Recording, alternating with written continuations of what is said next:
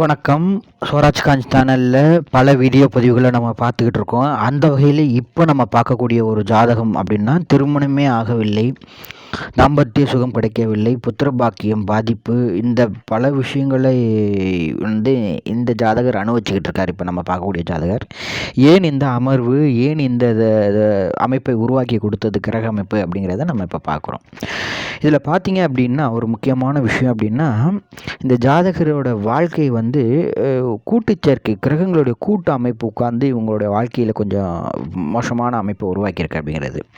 இன்னொன்று, நம்ம போட்டிருக்க வீடியோலாம் பார்த்தீங்கன்னா, நீங்கள் ராசியை மட்டும்தான் பார்க்குறீங்க, அம்சத்தை பார்க்குறது இல்லை. ராசி அம்சம் ரெண்டையும் பார்க்கணும். அது ரெண்டுலேயும் ஒருத்தருடைய ஜாதக அடிப்படை தெரியும் அப்படிங்கிறத நம்ம ஒவ்வொரு வீடியோ பதிவில் போட்டுக்கிட்டு இப்போ பார்த்துக்கிட்டு இருக்க இந்த வீடியோ பதிலையும் அந்த விஷயத்தை தான் நம்ம அடித்து சொல்கிறோம்.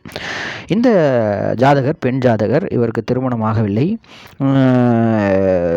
தாம்பத்திய சுகம் கிடைக்கவில்லை, நீண்ட நாட்களாக தனியாக ஒரு வாழ்க்கையை வாழ்ந்து கொண்டு இருக்கிறார். வயதும் இவருக்கு பார்த்தீங்க அப்படின்னா 50 வயது கடந்து விட்டது. திருமணமே ஆகவில்லை. ஏன் அப்படிங்கிறத பார்ப்போம். இந்த ஜாதகத்துடைய லக்கணம் அப்படின்னு பார்த்தீங்கன்னா மகர லக்கணம். ராசின்னு எடுத்துக்கிட்டிங்க அப்படின்னா விருச்சக ராசி. ஸோ மகரம் விருச்சக ராசி அமைப்பு உள்ளவங்க. இந்த ஜாதகத்தை நல்லா கவனித்து பாருங்கள். லக்கணத்தில் கேது, சனி, குரு, சரிங்களா? நீச்சம் பெற்ற குரு, ஆட்சி பெற்ற சனி, கேது அதனுடைய இணைவு.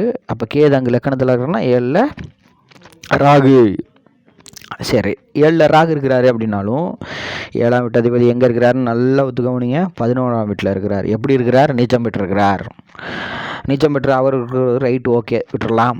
ஆனால் சூரியனோட சேர்ந்து சுக்கிரன், புதன், செவ்வாய் இவர்களில் சுக்கிரன் அஸ்தங்கம் நிலையில் இருக்கிறார்.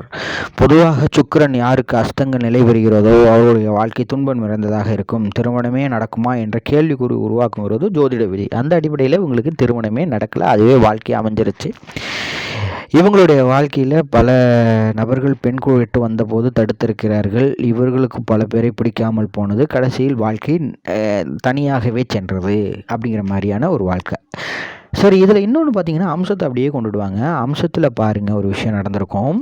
லக்கணத்தில் கேது கன்னி லக்கணமாக அமைஞ்சு 7ஆம் வீட்டில் ராகமர்வு, 6ஆம் வீட்டில் சந்திரன், செவ்வாய், சனி உட்கார்ந்துருக்கிறது, 8ஆம் வீட்டில் குரு அமர்வு, 8ல் குரு மறைவு அப்படிங்கிற மாதிரி உட்காந்து 2ல் சுக்கிரன் ஆட்சி பெற்றிருந்தாலும் அந்த அளவுக்கு சிறப்பை கொடுக்கவில்லை அம்சத்தில், சரிங்களா? இந்த மாதிரியான அமைப்புள்ள ஜாதகர்களுக்கு எப்படி திருமணம் பார்ப்பது அப்படிங்கிறத சூட்சும விதி தெரியணும்.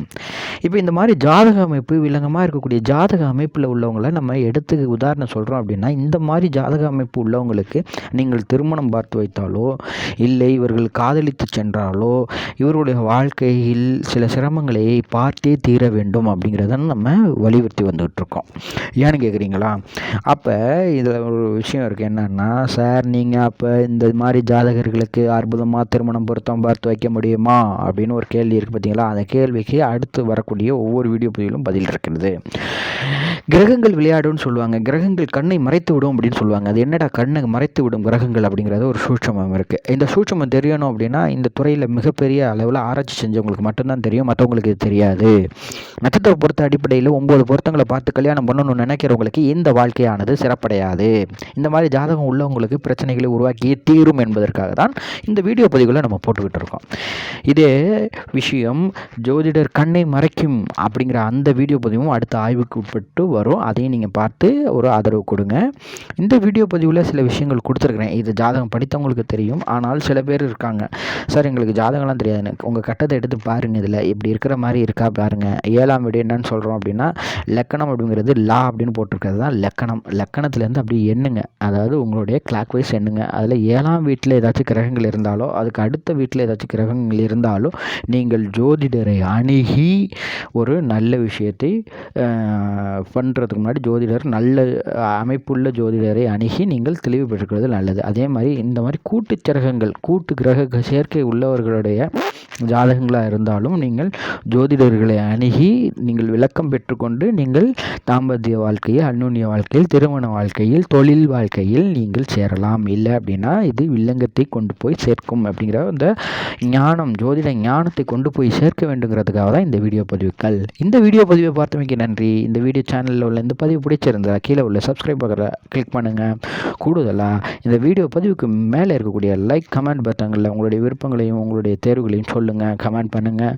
இந்த வீடியோ போல் இன்னும் நிறைய வீடியோக்களை நீங்கள் பார்க்கணும் விரும்புனீங்கன்னா சேனலுக்குள்ளே போங்க. சேனல்லேருந்து பிளேலிஸ்ட்டுன்னு ஒரு ஆப்ஷன் இருக்கும், அதுக்குள்ளே போங்க. உங்களுக்கு தேவையான பதிவுகளை நீங்கள் கண்டு மகிழலாம்.